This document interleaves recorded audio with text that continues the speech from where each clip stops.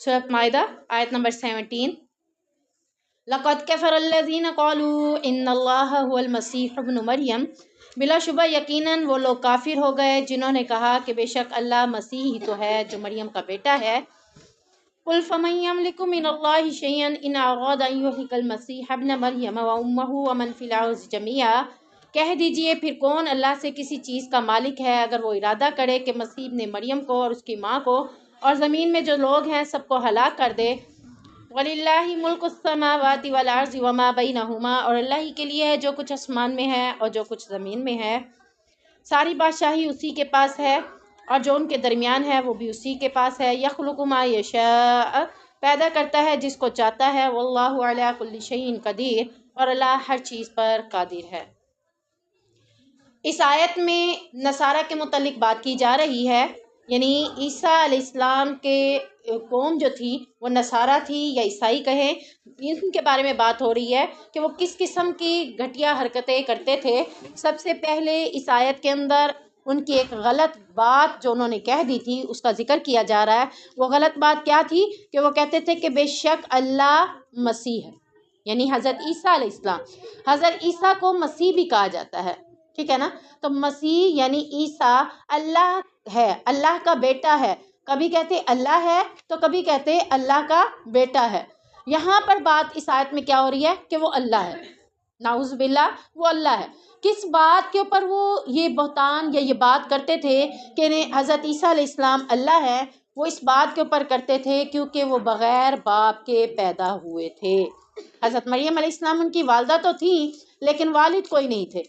हज़रत मरियम की शादी नहीं हुई थी, बग़ैर शादी के अल्लाह तबारक व तआला ने उनको बेटा अता कर दिया। तो अल्लाह तबारक व तआला ने फरमाया तुम्हें ताज्जुब इस बात पर क्यों है कि बग़ैर बाप के अल्लाह ने बेटा दिया है, तो ये खुद भी अल्लाह हो गया, तुम इसको मानते हो। जबकि तुम्हें ये क्यों नहीं समझ आती कि हज़रत आदम अलैहिस्सलाम की तो न माँ थी न बाप था। ऐसे ही है ना, हज़रत आदम अलैहिस्सलाम को अल्लाह ताला ने अपने हाथों से मट्टी कीचड़ से बनाकर पुतला उसमें रूह को फूंका। जब उसकी माँ भी नहीं है उसके बाप भी नहीं है तो वो अल्लाह नहीं बना, ना ही वो अल्लाह का बेटा बना। वो एक पैगंबर हज़रत आदम अलैहिस्सलाम है। तो हज़रत ईसा जिसकी माँ मौजूद है, माँ के मौजूद होते हुए भी तुम उसे कहो कि अल्लाह है, तो ये तो तुम एक गुल्फ़ करते हो, एक इंतहा दर्जे की ज़्यादती करते हो जो तुम ये बात करते हो कि मसीह यानी हज़रत ईसा अलैहिस्सलाम अल्लाह है। अब अल्लाह ताला ने उनकी इस बात के ऊपर एक हुज्जत कायम करते हुए फरमाया कि अगर बिलफ़र्ज़ इस बात को मान भी लिया जाए कि मसीह यानी हज़रत ईसा अलैहिस्सलाम अल्लाह हैं, तो कहो अल्लाह ताला कहते हैं कह दीजिए फिर कौन अल्लाह से किसी चीज़ का मालिक है कि अगर वो इरादा कर ले कि हज़रत ईसा अलैहिस्सलाम को भी, मरियम अलैहिस्सलाम को भी और ज़मीन में जितने सब लोग हैं सबको हलाक करना चाहे तो अल्लाह सबको हलाक कर देगा। फिर कौन होगा जो हज़रत ईसा को बचा सकेगा? यानी रब तो वो है ना जो सब कामों पे कादिर है। हज़रत ईसा क्या अपने आप को बचाने पे कादिर हैं? बिल्कुल भी नहीं। हज़रत ईसा अल्लाह कैसे हो सकते हैं जो अपने आप को भी बचाने पे कादिर नहीं है? अल्लाह ने मिसाल दे दी कि ज़मीन में जितना सब कुछ है वो भी और मसीह यानी हज़रत ईसा भी और उनकी माँ को भी अल्लाह हलाक करना चाहे तो कोई भी उनको बचा नहीं सकता। अल्लाह तबारक व तआला ने इस आयत के अंदर यानी इस बात का इजहार करते हुए कहा कि अगर अल्लाह सब कुछ हलाक करना चाहे तो कोई भी उसको बचा नहीं सकता। यानी फ़र्ज़ कर भी लिया जाए कि अल्लाह रब्बुल इज़्ज़त के अलावा मसीह भी अल्लाह है, तो फिर मसीह को बचाने वाला कौन होगा? या मसीह क्या इन सब लोगों को बचा सकेगा जिन्हें तुम अल्लाह के सिवा तुम माबूद समझते हो? तो क्या वो माबूद इन तमाम चीज़ों को फ़ना होने से बचा सकता है? बिल्कुल भी नहीं। फिर फरमाया वलिल्लाहि मुल्कुस समावाति वल अर्ज़ि वमा बैनहुमा, अल्लाह ही के लिए है जो कुछ आसमानों और ज़मीन के अंदर है, सारी की सारी बादशाहत अल्लाह के पास है। यानी मसीह बिल्कुल अल्लाह का ना बेटा है ना ही मसीह अल्लाह है, बल्कि मसीह एक आम बंदा है। जिस तरह तुम्हें अल्लाह ने पैदा किया उसे भी इसी तरह पैदा किया, बस फ़र्क ये है कि उसे बग़ैर बाप के पैदा कर दिया। और इसमें भी अल्लाह अपनी हिकमत दिखाना चाहता था कि अल्लाह जो करना चाहे कर सकता है। अल्लाह के यहाँ कोई काम भी ऐसा नहीं है जो नामुमकिन हो, अल्लाह सारे कामों को मुमकिन बना सकता है। اللہ ماں کے بغیر بھی بیٹا دے سکتا ہے، بچہ بنا سکتا ہے، باپ کے بغیر بھی بچہ بنا سکتا ہے، اور اگر ماں باپ دونوں ہیں تو تب بھی بچہ دے سکتا ہے۔ اللہ ساری باتوں پہ قادر ہے۔ واللہ علی کل شیء قدیر، اس بات کا اظہار اللہ نے آیت کے ساتھ بھی کر دیا کہ اللہ ہر چیز پر، ہر معاملے پہ قادر ہے۔ ہمارے لیے کوئی کام مشکل ہو سکتا ہے، اللہ کے لیے کوئی کام بھی ایسا نہیں ہے۔ تو جس طرح عقلی اعتبار سے ہم اس بات کو مان چکے ہیں کہ حضرت آدم کو تو اللہ تعالیٰ نے بغیر باپ کے، بغیر ماں کے پیدا کیا، تو اسی طرح یہ بھی دلیل ہمارے لیے کافی ہے کہ اللہ نے اسے بغیر باپ کے، ماں کے ساتھ پیدا کیا۔ واقعتاً اللہ قادر ہے۔ وقالت اليهود والنصارى نحن ابناء الله واحباؤه، اور کہا یہود و نصارہ نے ہم اللہ کے بیٹے اور اس کے پیارے ہیں۔ اب ایک دوسری بات جو کہ غلط کر رہے ہیں، پہلی کون سی غلط بات تھی کہ مسیح اللہ ہے یا مسیح اللہ کا بیٹا ہے۔ اب دوسری بات جو کر رہے ہیں وہ کون سی ہے؟ گمراہی کی دوسری بات کرتے ہوئے کہتے ہیں کہ ہم اللہ کے پیارے ہیں، اللہ کے محبوب ہیں، اللہ کے چہیتے ہیں۔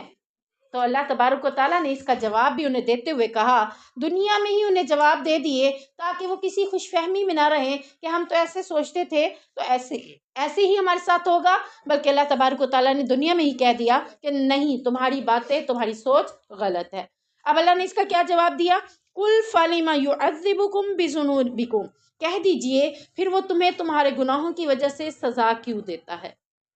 کبھی کوئی اپنے محبوب کو سزا دیتا ہے، اپنے پیارے اور چہیتے کو سزا دیتا ہے؟ کبھی آپ نے دیکھا ہو والدین اپنے بچوں سے بڑی محبت کرتے ہیں، تو کیا انہوں نے کبھی انہیں کسی قسم کا سخت عذاب دیا ہے؟ سوائے ڈانٹ ڈپٹ کے، وہ بھی ان کے حق میں بہتر ہوتی ہے اس لیے انہیں ڈانٹتے ڈپٹتے ہیں، ورنہ سزا تو نہیں دیتے۔ اسی طرح اللہ کہہ رہا ہے کہ کیا کوئی اپنے محبوب کو سزا دیتا ہے؟ تم نے خود ہی اپنے منہوں سے اس بات کا اقرار کیا ہے، وَقَالُوا لَن تَمَسَّنَا النَّارُ إِلَّا أَيَّامًا مَّعْدُودَاتٍ، اپنے منہ سے انہوں نے، سورۃ بقرہ کے اندر یہ آیت آتی ہے کہ انہوں نے اپنے منہ سے اظہار کیا تھا کہ ہمیں آگ نہیں چھوئے گی مگر چند دن، چند دن صرف ہمیں آگ چھوئے گی، اس کے علاوہ ہمیں آگ نہیں چھوئے گی۔ یہ خود کہہ رہے ہیں نا۔ اب یہی بات اللہ تعالیٰ کہہ رہا ہے کہ تم اپنے منہ سے کہتے ہو کہ ہمیں آگ چھوئے گی، اگر اللہ کے محبوب اور پیارے ہو تو تمہیں عذاب یا آگ میں اللہ کیسے ڈال سکتا ہے؟ نبی کریم صلی اللہ علیہ وسلم اللہ کے محبوب بندے تھے، اللہ کے محبوب پیغمبر تھے، تو کیا اللہ نعوذ باللہ اسے آگ میں ڈالے گا؟ نہیں نا، نہیں مانتے ذہن ہمارے کہ محبوب کو کبھی بھی کوئی آگ میں نہیں ڈالتا۔ تو اللہ کہہ رہا ہے تم میرے محبوب اور تم میرے پیارے نہیں ہو۔ میں نے اپنے لفظوں سے تمہیں یہ نہیں کہا کہ تم میرے پیارے ہو، بلکہ تم اپنی زبانوں سے کہتے ہو کہ ہم اللہ کے محبوب ہیں۔ تو اللہ نے اس بات کو رد کرتے ہوئے کہا نہیں، تم اللہ کے پیارے نہیں ہو۔ اگر ایسی بات ہے تو پھر اللہ تمہارے گناہوں کی وجہ سے تمہیں عذاب کیوں دے گا؟ یعنی نہ تو تم گناہ کرتے اللہ کے پیارے ہوتے، نہ ہی تمہیں عذاب دیا جاتا، بلکہ عذاب اور گناہوں کا تعلق کس کے ساتھ ہے؟ اللہ کے چہیتے نہ ہونے کے ساتھ ہے۔ جو اللہ کا چہیتا ہوگا، اللہ کا پیارا ہوگا، اس کو عذاب نہیں ہوگا، بلکہ اس کو سزا بھی، وہ گناہ بھی نہیں کرے گا۔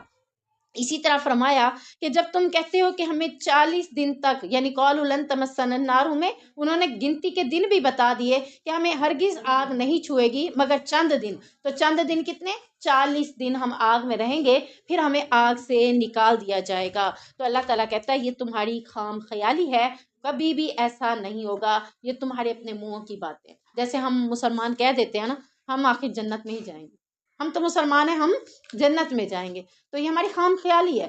مسلمان ہونے کے بعد اگر ہم نے گناہ کیے ہوں گے تو گناہ کی وجہ سے ہمیں سزا بھگتنی پڑے گی، جہنم میں جانا پڑے گا، اور جہنم سے نکال کر پھر جنت میں لایا جائے گا۔ تو اللہ نے اسی الزام کے بارے میں انہیں بتاتے ہوئے کہا کہ تم بھی کسی اپنے الزام میں نہ آ جاؤ، کسی بات میں نہ آ جاؤ، کسی فخر میں نہ آ جاؤ کہ ہم تو اللہ کے پیارے ہیں تو ہمیں آگ نہیں چھوئے گی چند دن کے علاوہ۔ تو یہ تمہاری اپنی باتیں ہیں، اللہ تو وہ ذات ہے جو اپنے پیاروں کو کبھی آگ میں جھونکے گا ہی نہیں، اور اللہ کے پیارے تم ہرگز نہیں ہو سکتے۔ اللہ نے اپنے پیارے کن لوگوں کو کہا ہے؟ اللہ تعالیٰ نے پھر اس بات کا اظہار سورہ آل عمران میں کہا ہے، قُلْ إِن كُنتُمْ تُحِبُّونَ اللَّهَ فَاتَّبِعُونِي يُحْبِبْكُمُ اللَّهُ، کہ اگر تم چاہتے ہو کہ اللہ تم سے محبت کرے، اللہ کے محبوب بننا چاہتے ہو، تو پھر کیا کرنا ہے؟ نبی کریم صلی اللہ علیہ وسلم کی پیروی کرنی ہوگی، یعنی اللہ کے محبوب بننے کے لیے نبی کی اطاعت کرنی ہوگی۔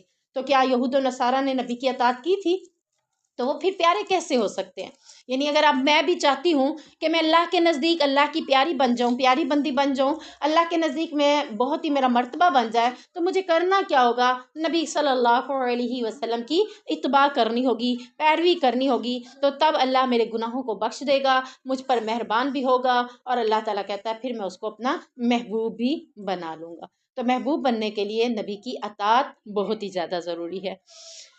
بل انتم بشر ممن خلق، بلکہ تم اس مخلوق میں سے ایک بشر ہو جو اس نے تمہیں پیدا کیا ہے۔ یغفر لمن یشاء ویعذب من یشاء، یعنی اللہ نے ان کی اس بات کا رد کرتے ہوئے کہا تم پیارے اور محبوب نہیں بلکہ اللہ کے بنائے ہوئے بندے ہو، انہی بندوں میں سے اللہ جس کو چاہتا ہے بخش دیتا ہے اور جس کو چاہتا ہے عذاب دیتا ہے۔ وَلِلَّهِ مُلْكُ السَّمَاوَاتِ وَالْأَرْضِ وَمَا بَيْنَهُمَا، ساری کی ساری بادشاہت زمین و آسمان کے اور اس کے درمیان جو کچھ بھی ہے وہ اللہ ہی کے پاس ہے۔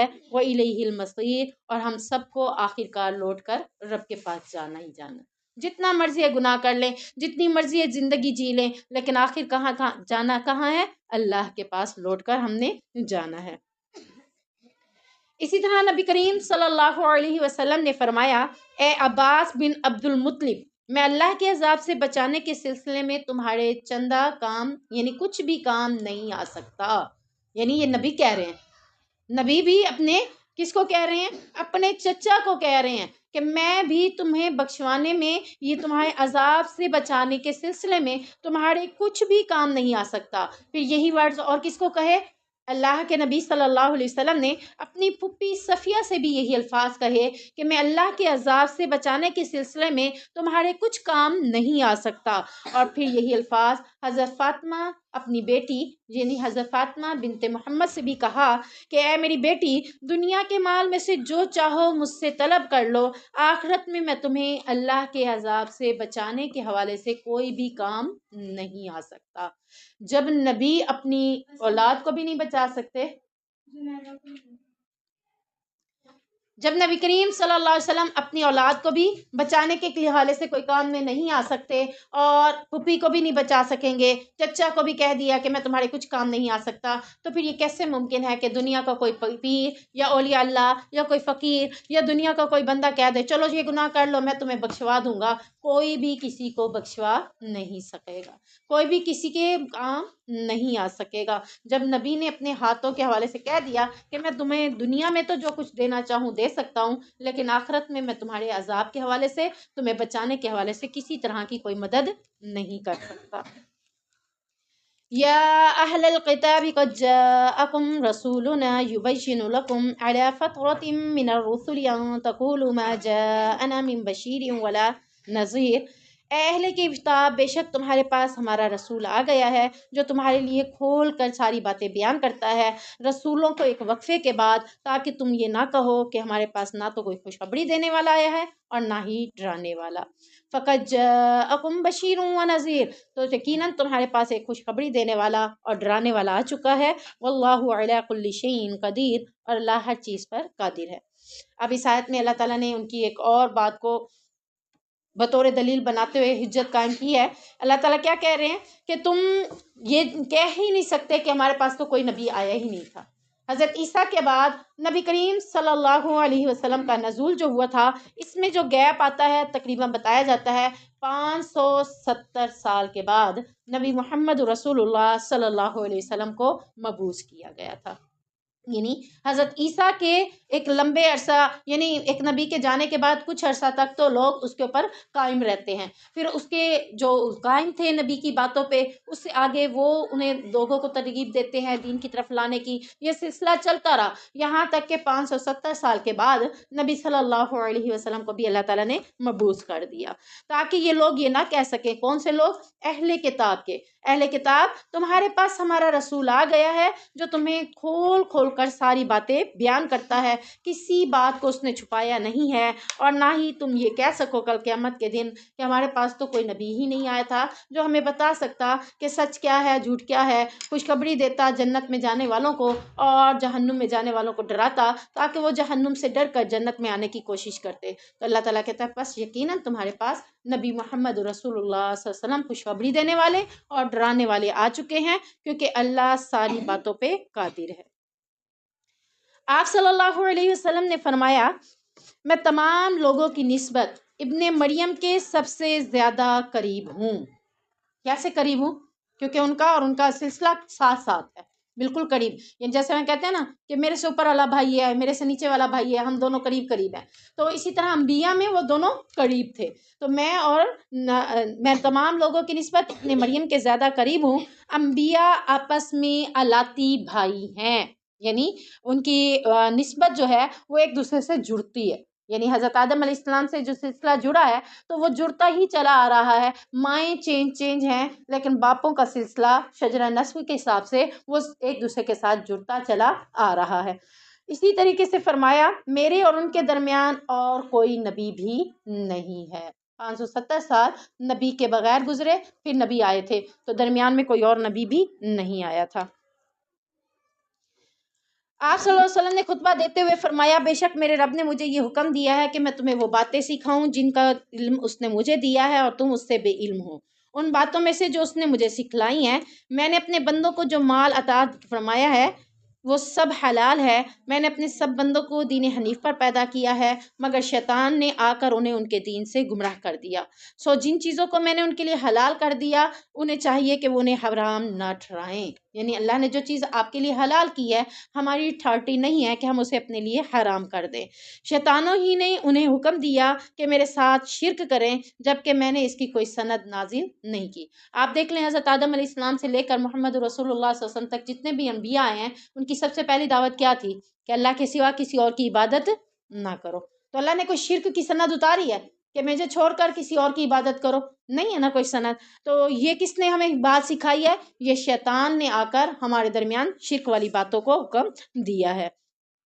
پھر اللہ نے اہل زمین کی طرف دیکھا اور اہل کتاب کے چند لوگوں کے سوا تمام عرب و عجم سے ناراضی کا اظہار فرمایا اور کہا کہ میں نے آپ کو مبعوث کیا تاکہ آپ کو آزماؤں اور آپ کے ساتھ دوسرے لوگوں کی بھی آزمائش کروں، اور میں نے آپ پر ایسی کتاب نازل کی ہے جسے پانی دھو نہیں سکتا، جسے آپ نیند اور بیداری ہر حالت میں پڑھیں گے۔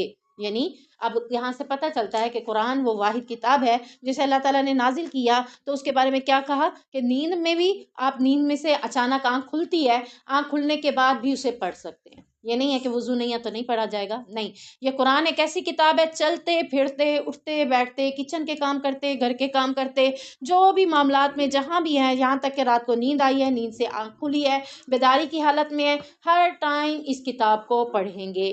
پھر اللہ تعالیٰ نے مجھے حکم دیا کہ میں قریش کو جلا دوں، یعنی انہیں قتل کر دوں۔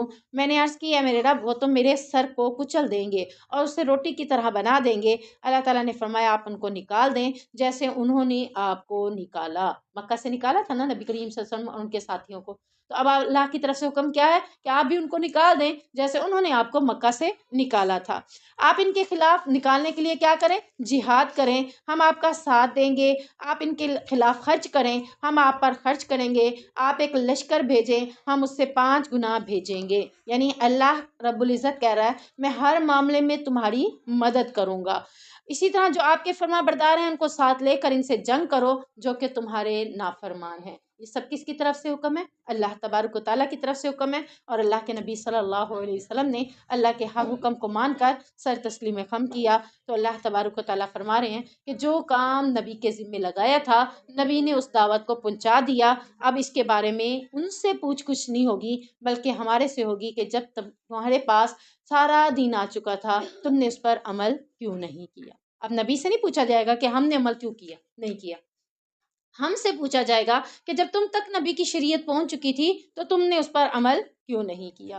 اور اس دن ہم یہ بھی نہیں کہہ سکیں گے کہ ہمارے پاس تو کوئی دین نہیں آیا تھا، کوئی سمجھانے والا نہیں آیا تھا، کوئی ڈرانے والا نہیں آیا تھا۔ اللہ نے کہا میری حجت قائم ہو چکی، میں نے ڈرانے والا بھی بھیج دیا، میں نے خوشخبری دینے والا بھی بھیج دیا، تو اس دن ہم کوئی بھی بات نہیں کر سکیں گے۔